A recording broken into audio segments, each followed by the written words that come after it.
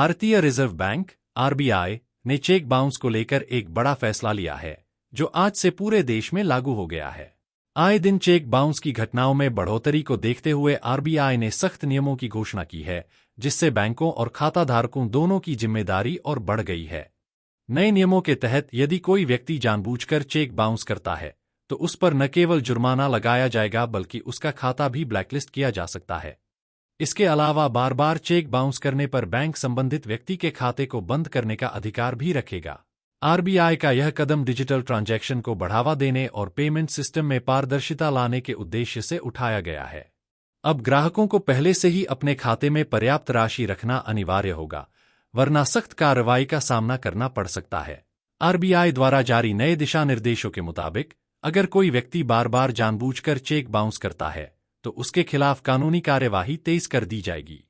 पहली बार cheque bounce होने पर बैंक ग्राहक को चेतावनी देगा, लेकिन दूसरी बार वही गलती दोहराने पर बैंक जुर्माना वसूलेगा और रिपोर्ट को संबंधित क्रेडिट ब्यूरो को भेजेगा।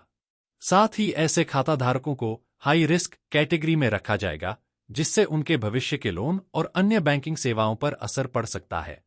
यह नियम खास तौर पर उन लोगों के लिए अहम है जो व्यापारिक लेनदेन में चेक का उपयोग करते हैं।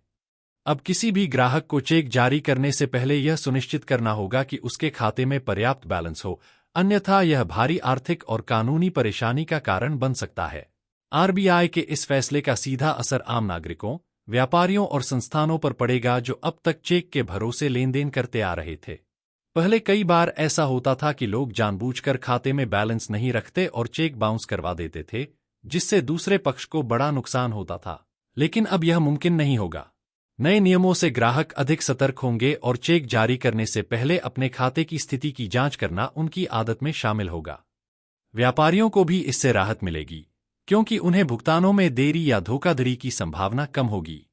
साथ ही बैंकिंग प्रणाली में भी अनुशासन और पारदर्शिता आएगी। इन नियमों से जहां ईमानदार ग्राहकों को फायदा होगा, वहीं धोखेबाजों पर शिकंजा कसेगा।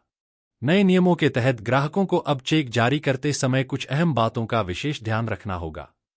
सबसे पहले तो उन्हें यह सुनिश्चित करना होगा कि उनके बैंक खाते में उतनी ही राशि उपलब्ध हो जितनी चेक में लिखी गई है।